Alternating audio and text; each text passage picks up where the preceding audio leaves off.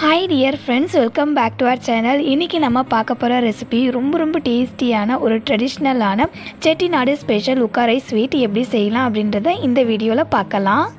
வாயில வச்சதுமே கரையிற அளவுக்கு அவ்வளோ சாஃப்டாக இருக்கும். அதே போல் இந்த உக்காரை ஸ்வீட்டை சாப்பிடும்போது ஒரு யூனிக்கான டேஸ்ட்டில் இருக்கும். கண்டிப்பாக மிஸ் பண்ணாமல் நீங்களும் இந்த ஸ்வீட்டை செஞ்சு சாப்பிட்டு பாருங்கள், உங்களுக்கு ரொம்ப பிடிக்கும். ஃப்ரெண்ட்ஸ், ரெசிபிக்குள்ளே போகிறதுக்கு முன்னாடி எப்பவும் போலவே உங்ககிட்ட ஒரு சின்ன ரெக்வஸ்ட், நீங்கள் இன்னும் மை ஸ்டைல் குக்கிங் சேனலை சப்ஸ்கிரைப் பண்ணலை அப்படின்னா சப்ஸ்கிரைப் பண்ணிக்கோங்க. ரெசிபியையும் லாஸ்ட் வரைக்கும் ஸ்கிப் பண்ணாமல் பாருங்கள். இப்போ வாங்க ரெசிபிக்குள்ளே போகலாம். இந்த வீடியோவை லாஸ்ட் வரைக்கும் ஸ்கிப் பண்ணாமல் பாருங்கள். அப்போ தான் இந்த உக்காரை ஸ்வீட் எப்படி செய்யணுன்றதுக்கான ஃபுல் டீட்டெயில் உங்களால் தெரிஞ்சுக்க முடியும். ஃபஸ்ட்டு ஸ்டவ் ஆன் பண்ணிவிட்டு ஒரு குக்கர் வச்சுக்கோங்க. அதில் ஒரு கிளாஸ் அளவுக்கு பாசிப்பருப்பு சேர்த்துக்கோங்க. பாசிப்பருப்புடைய வெயிட் பார்த்திங்கன்னா 200 கிராம் அளவுக்கு எடுத்திருக்கேன். பாசிப்பருப்பில் இருக்கிற ராஸ்மல் போகிற வரைக்கும் வறுத்து விட்டுக்கணும். ஒரு 5 நிமிஷத்துக்கு ஸ்டவ்வை மீடியம் ஃப்ளேமில் வச்சு பாசிப்பருப்பை வறுத்து விட்டோம் அப்படின்னாலே அதோடைய அந்த ராஸ்மல் போயிட்டு நல்ல ஒரு கோல்டன் ப்ரௌன் கலருக்கு சேஞ்ச் ஆகி பாசிப்பருப்பு வறுப்பட்டு வரும். இந்த ஸ்வீட் செய்கிறதுக்காக நம்ம பாசிப்பருப்பை ஃபஸ்ட்டு எந்த கிளாஸ் அப்படின்னா கப்பால் மெஷர் பண்ணிக்கிறோமோ, இதுக்கப்புறம் எடுத்துக்க போகிற எல்லா இன்க்ரீடியண்ட்டையும் அதே கிளாஸ் அதே கப்பால் தான் நம்ம மெஷர் பண்ணிக்கணும். அப்போ தான் அந்த ஸ்வீட்டோட டெக்ஸ்சர் அண்ட் டேஸ்ட் எல்லாமே மாறாமல் இருக்கும். இப்போ பாருங்கள், பாசிப்பருப்போடைய கலர் வந்துட்டு லைட்டாக ஒரு கோல்டன் ப்ரௌன் கலருக்கு சேஞ்ச் ஆகி வந்திருக்கு. அதோடைய ராஸ்மல்மே போயிட்டு நல்ல ஒரு வாசனையாக இருக்குங்க. இந்த ஸ்டேஜில் ஸ்டவ் ஆஃப் பண்ணிவிட்டு இந்த பாசிப்பருப்போடைய சூடை ஆற விட்டுடலாம். பாசிப்பருப்பொடியை சூடு ஆறிட்டுருக்க கேப்பில் இந்த ஸ்வீட்டில் சேர்க்கறதுக்காக நம்ம வெல்லத்தை கரைச்சி எடுத்துக்கலாம். அதுக்கு ஸ்டவ் ஆன் பண்ணிவிட்டு ஒரு பாத்திரம் வச்சுட்டு அதில் 4 கிளாஸ் அளவுக்கு பொடி பண்ண வெல்லம் சேர்த்துக்கலாம்.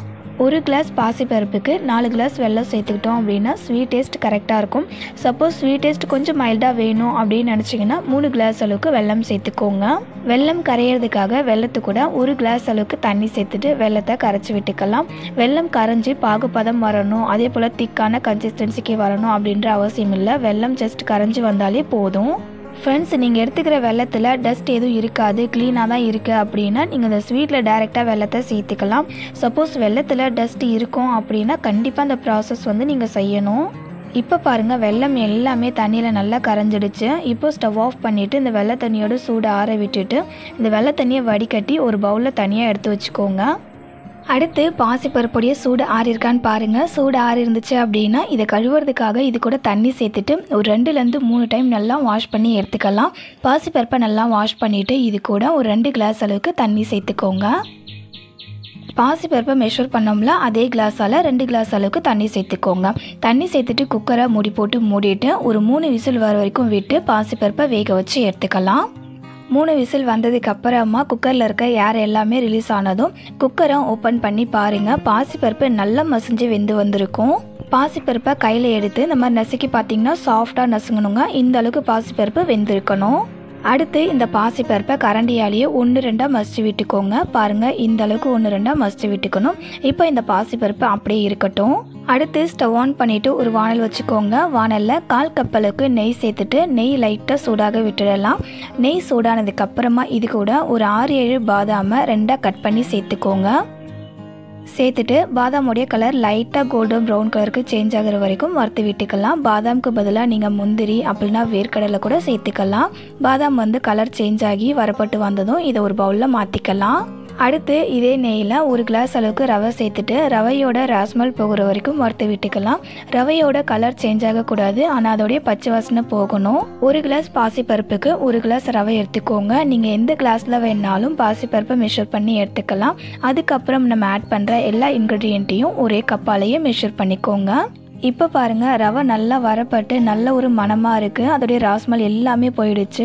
கலருமே சேஞ்ச் ஆகலை பாருங்கள். இப்போ இந்த ரவை கூட நம்ம ஏற்கனவே வேக வச்சு லைட்டாக மசிச்சு வச்சுருக்கோம்ல பாசிப்பருப்பு, அதை இந்த ரவை கூட சேர்த்துக்கலாம். பாசிப்பருப்பை ரவை கூட சேர்க்கும் போது பார்த்து சேர்த்துக்கோங்க.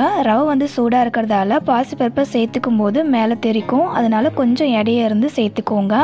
பாசிப்பருப்பை ரவை கூட சேர்த்துட்டு நல்லா கலந்து விட்டுக்கோங்க. ரவை வேக வைக்கிறதுக்கு எக்ஸ்ட்ரா தண்ணி எதுவும் சேர்த்துக்க வேண்டாம். பாசிப்பருப்பில் இருக்கிற அந்த தண்ணியே போதும், அதுலேயே ரவை நல்லா வெந்துடும். அடுத்து இது கூட நல்ல ஒரு வாசனைக்காக ஒரு 5 ஏலக்காவை நசுக்கிட்டு சேர்த்துக்கோங்க. சேர்த்துட்டு நல்லா மிக்ஸ் பண்ணி விட்டுக்கோங்க. இப்போ இந்த ரவை பார்க்கறதுக்கு தலன்னு இருக்குல்ல, ரவை வெந்து இதில் இருக்க தண்ணி எல்லாமே வற்றி இந்த அளவுக்கு கெட்டியானதுக்கு அப்புறமா நம்ம ஏற்கனவே கரைச்சி வடிகட்டி வச்சுருக்கோம்ல வெள்ளை தண்ணி, அந்த வெள்ளை தண்ணியை இந்த ரவை கூட கொஞ்சம் கொஞ்சமாக சேர்த்துட்டு கலந்து விட்டுக்கலாம். வெள்ளை தண்ணியை எடுத்ததுமே எல்லாத்தையுமே சேர்த்து நம்ம கலந்து விட்டோம் அப்படின்னா ரவையும் பாசிப்பருப்பும் அங்கங்கே உருண்டையாக இருக்கும். இதுவே வெள்ளை தண்ணியை கொஞ்சம் கொஞ்சமாக இந்த ரவை பாசிப்பருப்பு கூட சேர்த்து கலந்து விட்டோம் அப்படின்னா அங்கங்கே உருண்டையாக ஆகாமல் ரவையும் பாசிப்பருப்பும் வெள்ளை தண்ணி கூட ஒன்றா கலந்து வரும். ஃப்ரெண்ட்ஸ், ஏற்கனவே நம்ம சேனலில் ட்ரெடிஷ்னலான அண்ட் ஹெல்த்தியான ரெசிபிஸ் நிறைய நான் அப்லோட் பண்ணியிருக்கேன். அந்த ரெசிபியோட லிங்க் எல்லாத்தையுமே டிஸ்கிரிப்ஷனில் தரேன், கண்டிப்பாக செக் பண்ணி பாருங்கள்.